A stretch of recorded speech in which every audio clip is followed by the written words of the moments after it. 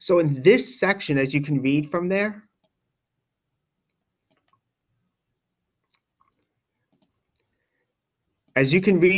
this section is actually on inequalities. Okay, so what we're going to see here, well, first what we're going to see is what an interval on the real number line looks like. That's what we're going to see first. Let me just make sure. Okay. So that's what we're going to see first, what an interval on the number line, meaning the real number line, what that is. They do come up into play with inequalities. I mean, we'll actually see what an inequality is as well. And in fact, an inequality is very similar to an equation. You know, it can have solutions, there's a way to solve it. Okay? There's linear inequalities, there's quadratic inequalities, although I'm only going to focus on linear inequalities for time consideration. Okay? Now, but it turns out with solutions, you know, it's not like with equations where you can get only one or two solutions. With an inequality, you can have a solution that's an interval. In other words, you can have as a solution set, right? That's a collection of solutions. You can have an interval be that. So there's actually infinitely many solutions for an inequality. We'll also see how to graph one as well. You know, the book goes into graphing one. I figured it wouldn't hurt to bring it up as well. So that's 1.5 we're in. So let's start with this. So really, to start with intervals, we have to first start with the real number line. And again, it's just a visualization for the collection of all real numbers. That's all the real number line is. You know, basically, the idea is that you have this line. You start at some point on the line, call that 0. That's what I did. 1 unit to the right is 1. Another unit to the right is 2. And you keep on going. Another unit to the right is 3. You could keep on going indefinitely. And you could do the same thing on the left side of 0, except on the left side of 0, you get negative numbers. So 1 unit to the left. 1 unit to the left is -1. 1 unit to the left is, another unit to the left is -2, and so on and so forth. So this is what we have. And every real number corresponds to a unique point on the number line.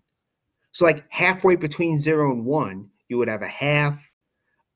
A quarter of the way between 0 and 1, you have a quarter. Same thing on the other side here, except the numbers are negative.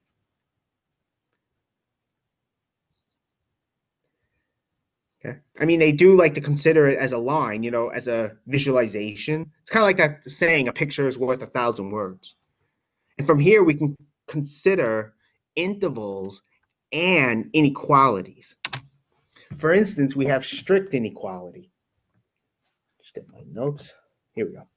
Strict inequality, well, I'm defining what that is. Basically, if you have two numbers, A and B, they're different numbers on the number line. We say that A is less than B if it's on the left side of B on the number line. So A is to the left of B, further to the left on the number line. Notationally, we can write this. Another way of saying this is B is greater than A, and we can also write this. So B is greater than A, and we can write this if A is less than B. And really what they're saying here is the further to the left you are on the number line, the smaller you are. And the further you are to the right, the bigger you are. So for instance, -3 is less than -1, right? -3 is less than 0, 0 is less than 2, and 4 is greater than 3. 4 is greater than 0. Okay? It's just notation that we have. It's actually an example of a strict inequality symbol.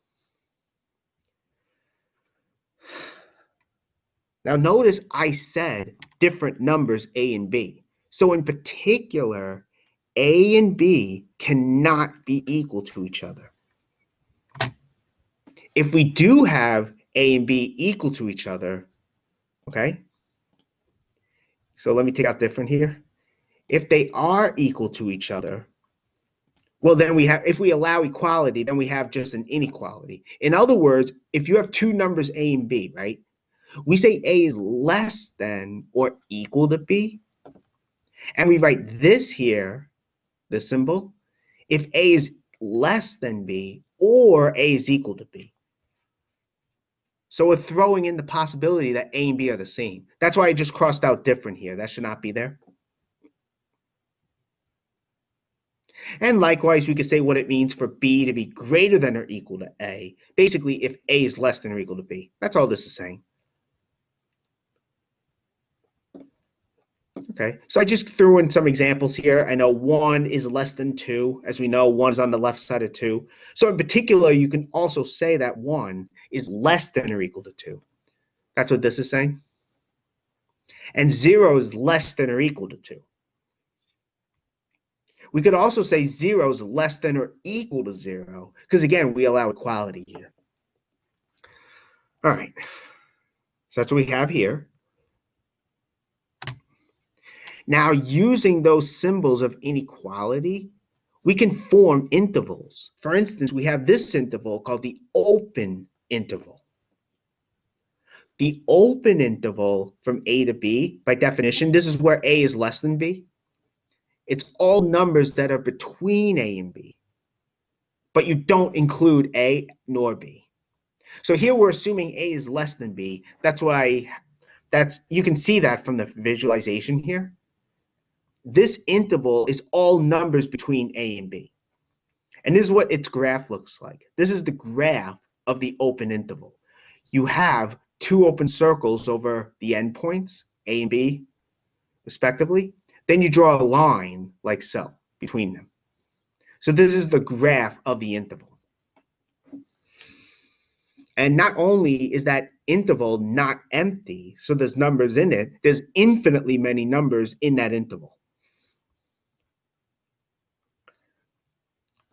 One example of this is here, this interval from 1 to 2. This is the collection of all numbers greater than 1, less than 2, but we don't include 1 and 2. That's actually what the parentheses here indicate. Notice also the graph here, we have open circles above the endpoints. Okay. Let me let me now just restart the recording. I don't think